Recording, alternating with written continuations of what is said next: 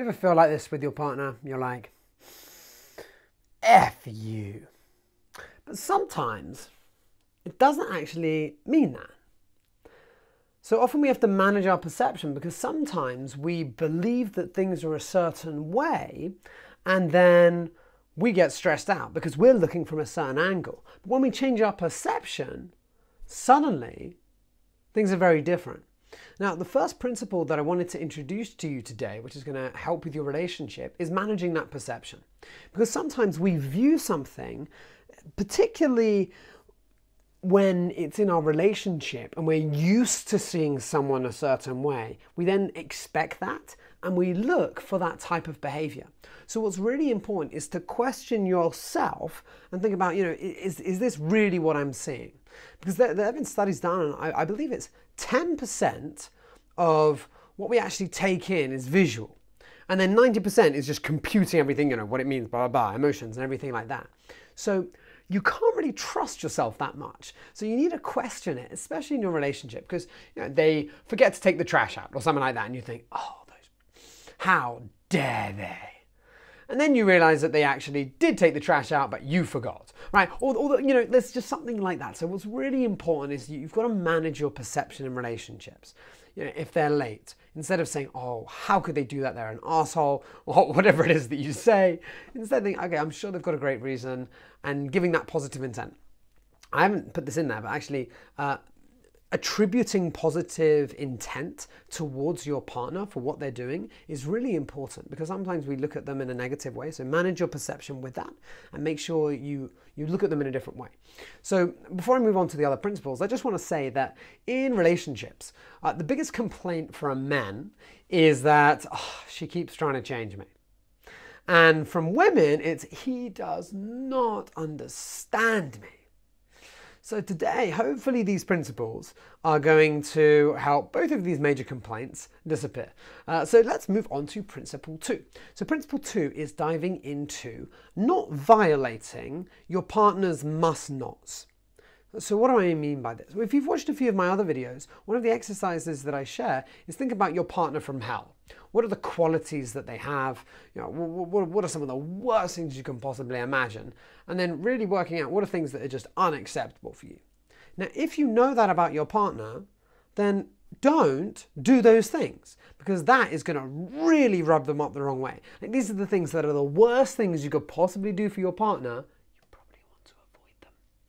Avoid them as best as you can. So talk to them, make this list. It's incredibly liberating to be able to understand some of these things, because some of them you're like, wow, I never do that, this is great. But others you're like, really? So for example, one of mine is criticism. I don't want a ton of criticism when I'm sharing things. I'm just sharing to share. One of my girlfriends, is let me think about this off the top of my head. I think one of the biggest things that she cherishes is loyalty. So one of the things that she hates is disloyalty and being distrusting. So I make sure that I tell her everything that's going on. I'll tell you a funny story. So in one of my talks in China, it was a couple of years ago actually, I'm doing my talk, and then as usual I ask, does anyone have any questions? And this lady stood up and she said, oh, are you single? And I said, no, unfortunately I'm not. Anyway, I wasn't sure if I should share that with Ev, because I'm on the other side of the world. I don't want her worrying, getting stressed or anything like that. But I said, you know what, I'm just going to share it with her. And we ended up having a laugh, and she was like, which one was she? It was very amusing. Anyway, the important thing is to know that about your partner, and then they'll appreciate when you really do share openly with them. And yeah, it's just a fantastic principle to apply. Next, you need to constantly reinforce how important your partner is to you. Now, this is especially important for women, and they'll ask them, and how much do you love me? Do you really love me? And this is where you need to take it on yourself and be like, honey, how could you possibly think something so absurd? Of course I love you. I love everything about you. You're fun, you're fantastic. Because often when people say that, what they need is just some reinforcement. And they need it constantly. And actually, I'll share another funny story. So I was sharing this with one of my clients, and he was saying that his granddad and grandma had this conversation. And she was like, do you still love me? And I can't, we'll just call him Bert. His granddad Bert looked at her and he says, look, Debbie, I've loved you for 75 years. Right? Ever since we got married. I think they got married really young. And he was like, and if I ever stop loving you, I'll tell you. It was really, really funny. So yeah, that's just a fun story, just for you guys. Okay.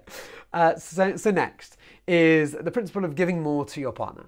You go into a relationship to give. So give to your partner. Be their raving fan, right? Men, there's a misconception that men leave their wives for younger women, and it's not because they're prettier, it's because they admire them much more.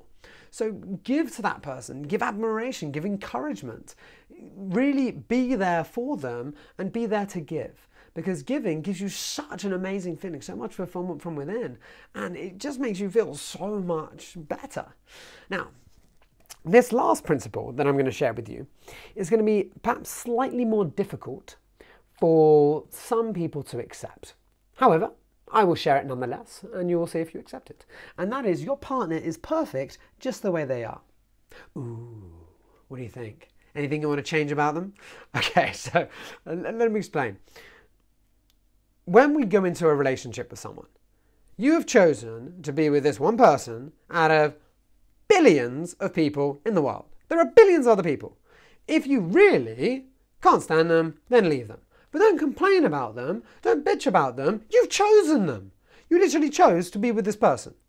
So what is an absolute must is you need to make a decision that they are perfect just the way they are. And instead of trying to change them, change yourself. Because as you grow, so will your perceptions, so will everything else. Right? My girlfriend doesn't do any sort of personal development, self-development, things like that. I mean, she reads a couple of books here and there, but obviously nothing in the extent that I do, given that I teach this and I travel the world and I have all the different cultures and speaking Chinese and all this different stuff. However, she's perfect just the way it is. There's some things that she's still teaching me, and I've read loads of stuff. So the whole point is that you have to decide they're perfect just the way they are, and you build from that foundation. And that way you're not trying to change them. There's nothing wrong with them. You know, you can say that, you know, that rubbed me up the wrong way. You can speak to them openly, but what you don't want to do is start to try and actively blame and change them. It's not good for the relationship. So with that said, I hope that you enjoyed the video, you found these principles helpful. Write them down, look at them, share them with your partner, talk to them, use what I'm giving you, and have a wonderful, wonderful, wonderful day, evening, morning, wherever you are in the world. Speak to you soon.